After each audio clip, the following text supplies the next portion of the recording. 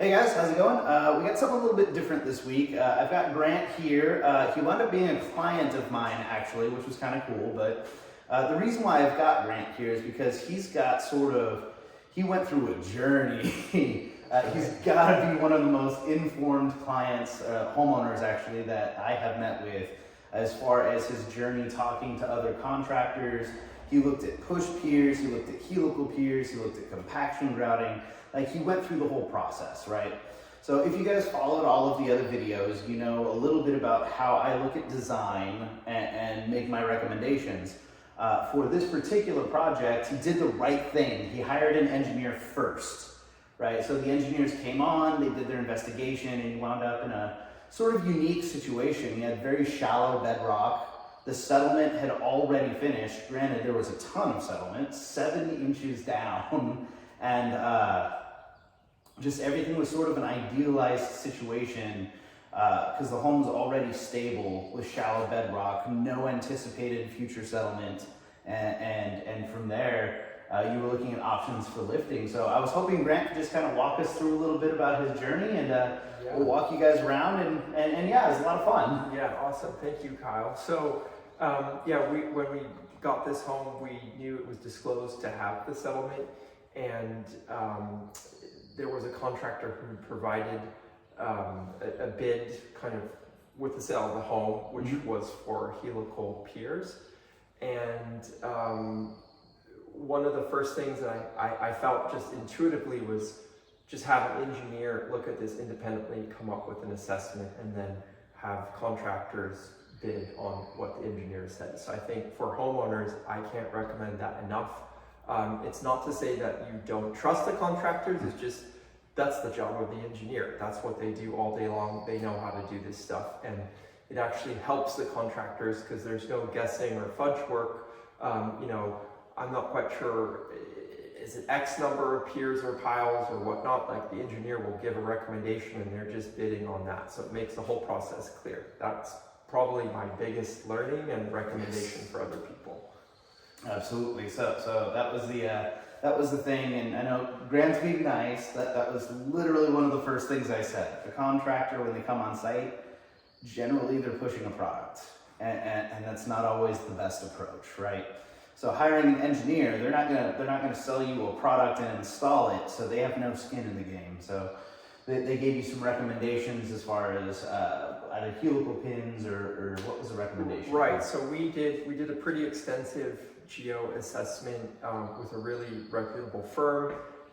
They did borings in 4 different locations, looked at the depth of everything, and looked to see what actually is happening. And I think one of the key findings of that is that the house was built in 1966, and it was built on a hilly road which had a ridge which they had filled out in the 60s to create flat plots for land. And they didn't do the grading properly at that time, either knowingly or unknowingly, I don't know. And so it caused a settlement. And what we looked at is there still settlement or not? And I think one of the key findings was that there was minimal additional settlement. So because of the weight of the home compressing down on that over 55 plus years, that has sort of compacted everything. So it's, quote, graded appropriately. And it's just a question of how do you raise it. And it was an interesting, for somebody who does not work in this area, interesting journey to learn about the many, many different ways you can go about it and the many different opinions that people come to bring to the table. We were looking for something that achieved 2 things. One is to provide a raise, and 2, to deal with the other issue that was identified in the geo report, which is the expansive clay soil.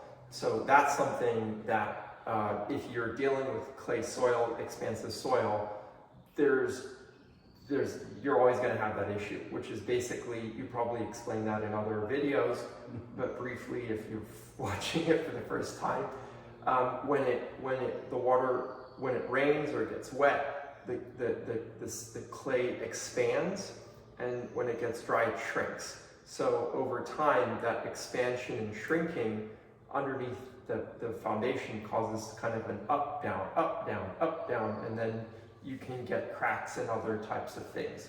So we looked at all different range of things, and intuitively to me, one of the things, and again, I'm not an expert on this by any means, but putting the piers of the piles would provide the lift, but it doesn't change the characteristics of that expansive soil. So you're still dealing with those factors. And I don't know, I know, I mean, we did look into this, the piers seem to work really well with those things. Mm-hmm. So it's not an either or.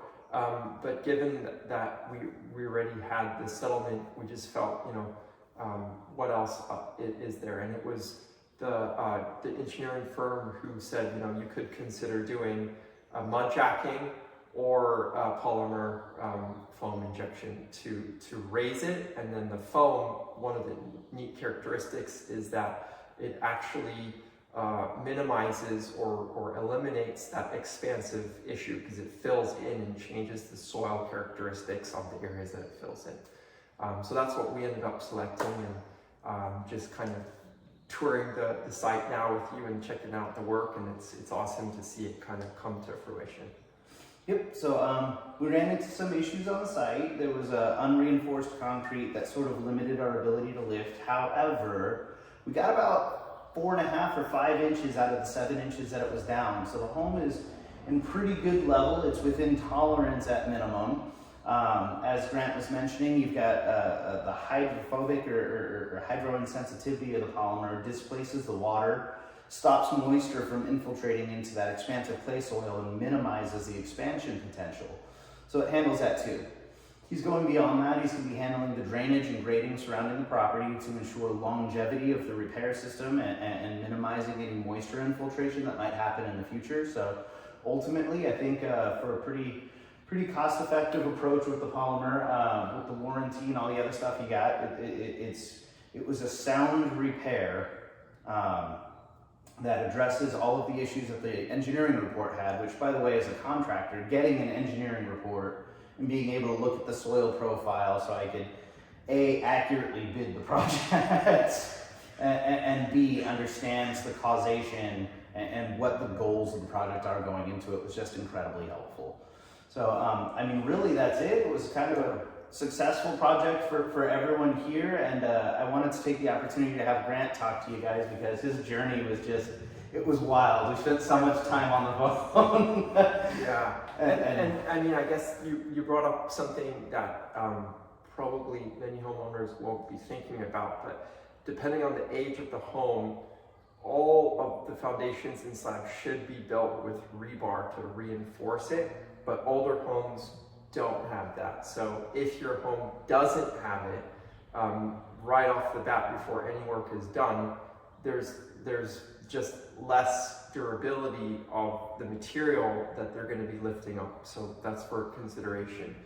And then the post work, I think, is also really important because I don't want to have to deal with this ever again. Yes. And I know that I still have clay expansive soils on the property.